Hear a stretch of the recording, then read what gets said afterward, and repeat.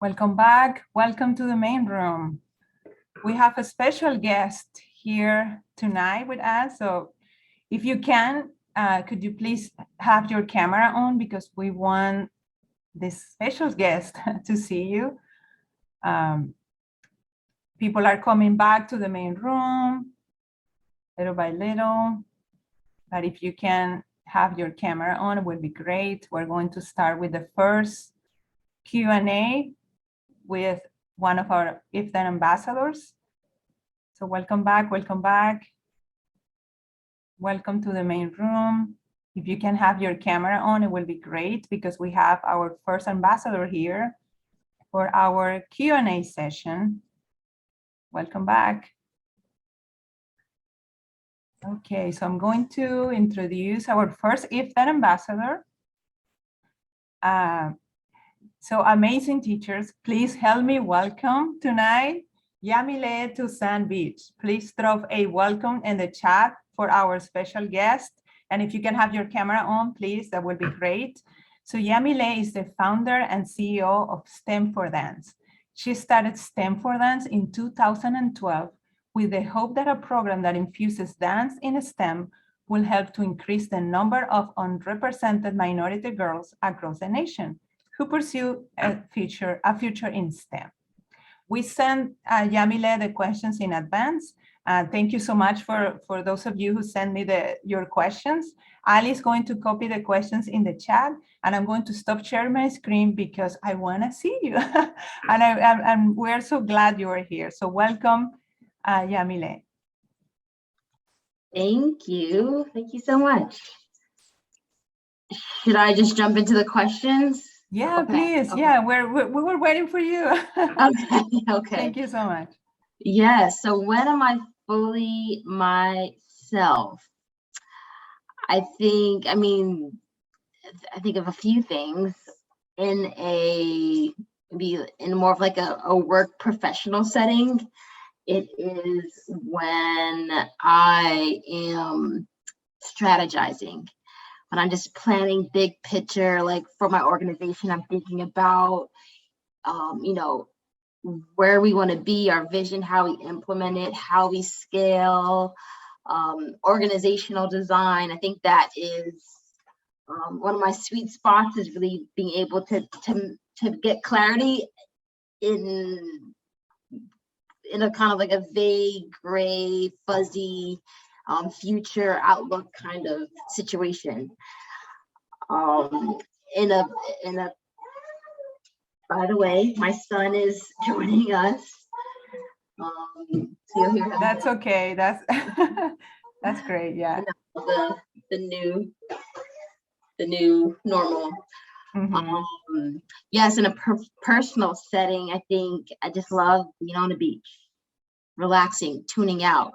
I feel very fully myself then, because I don't have to sort of wear the hat and think about the future of an organization and all these things. I feel like that's when I have more breathing room to think about, like, how am I doing? What do I want to do? Great. So you can, if you can relate with Yamile, drop a 1 in the chat if you agree with it. If you feel like you have, yeah. That's how I feel. Yeah, exactly. Look at all the people that can relate with you. Oh. Thank you. Sorry, I interrupted you. Go ahead. Okay. Okay, so what did I do yesterday? So yesterday I went into our office in Brooklyn, and I started off the day with a team meeting. We have a meeting every week. So that's usually a nice way to start the day. And then I just sort of jump into a series of meetings. I spent a lot of my time in meetings, like I know a lot of us. And so, so what kind of meetings did I have? I met with we have somebody who helps us in fundraising. So I had a conversation about fundraising. I met with some other people. Our summer program is around the corner. So we're, met with some people on my team to start planning that. I did have some time to myself to just do some of the things that I need to do, which was nice.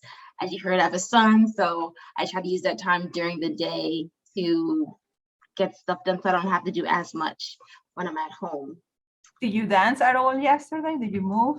Not at all. I was sitting in front of a computer for most of the day. You miss that. Sometimes you need it, right? You need to move to go back.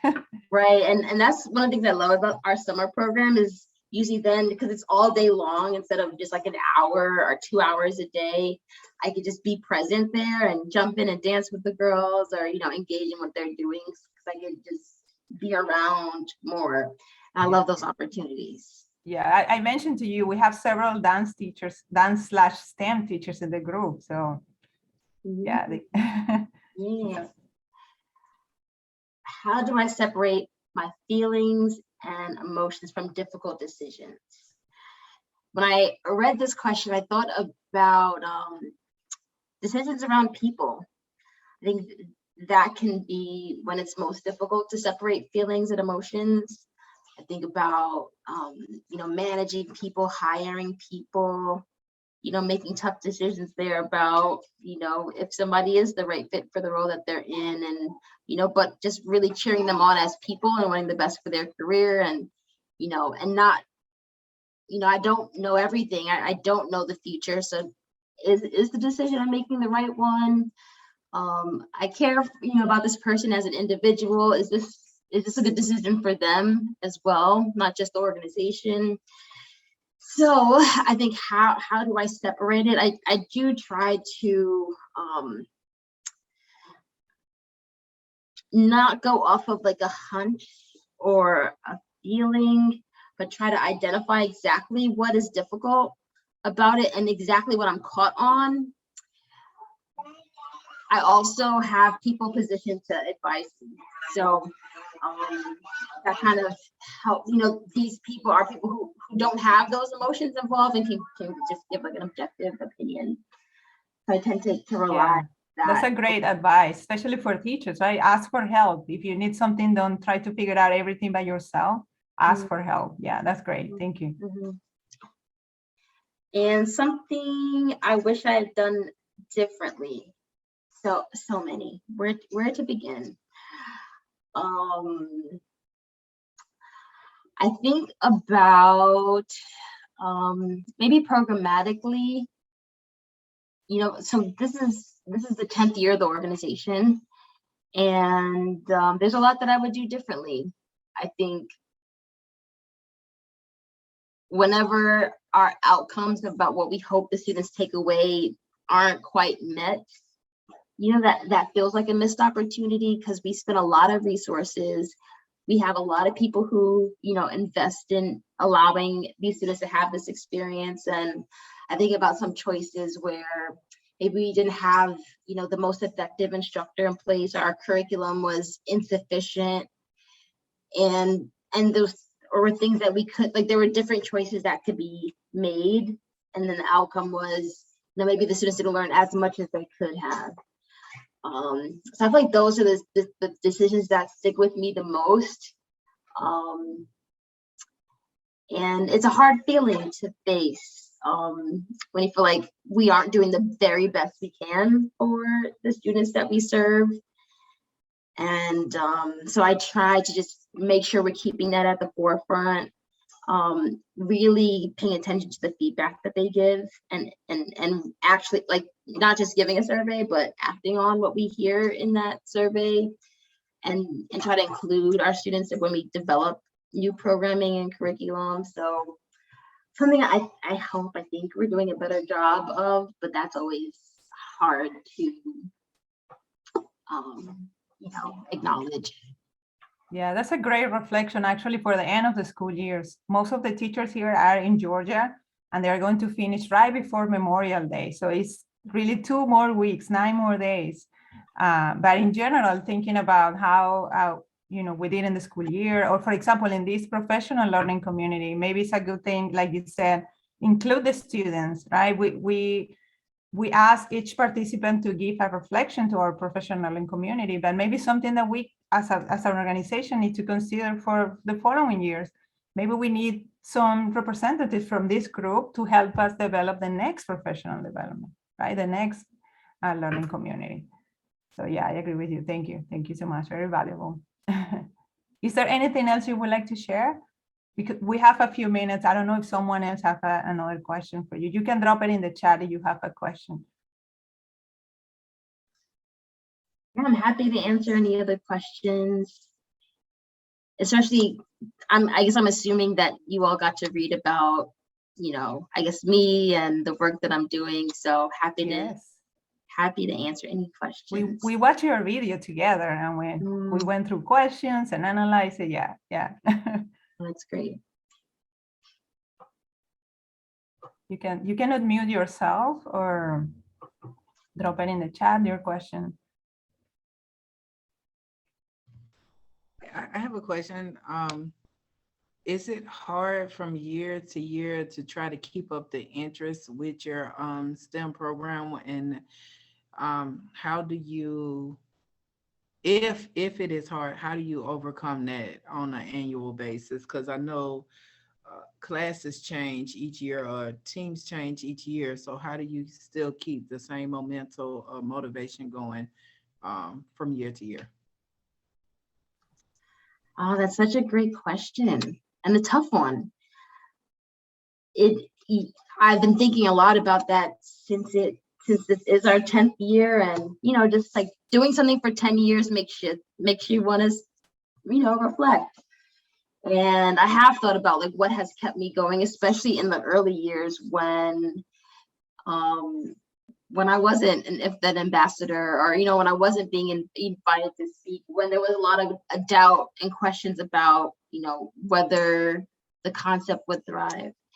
And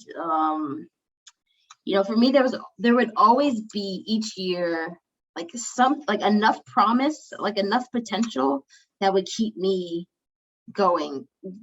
There are a lot of no's and a lot of defeats, a lot of disappointments, but there would always be just enough for me to say, you know what, there is something here. This is worth persisting through. And that helped me. That helped me a lot. And I think also seeing the reaction of the girls. Okay, he wants more milk.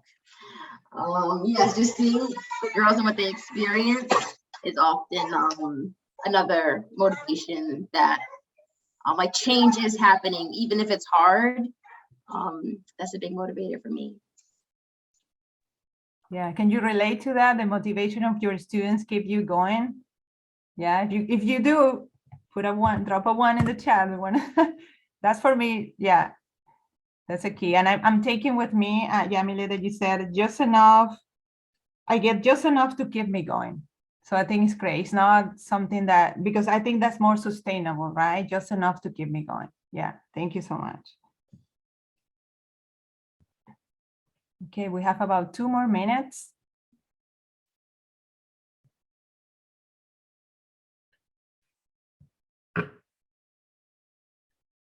If you have a question or something that you would like to share with our ambassador.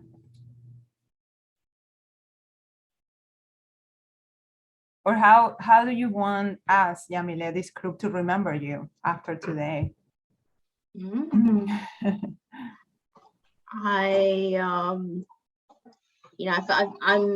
a fellow educator, so I'm in this work. Like we're all in this together. There's like a part, I guess, like a role that I play, that we each play, and in a way that our work is connected, even though we're in probably different parts of the country and teaching different subjects and all that. But I think ultimately we're in this for the kids, and like Step from Dance, we're growing, we're expanding to different communities. So I'm happy to have conversations if there's anyone interested in learning more, and even how we could even partner directly. So thank you again for being interested in me and inviting me to. Absolutely. And your handle is STEM from Dance, right? Instagram, all the social media. Yeah, great. We can follow you. We can keep in touch. Thank you so much for your time today. Clapping hands, I see clapping hands, the emojis, the real hands. Thank you so much for your time. It was a pleasure to have you here today. Thank you. Thank you.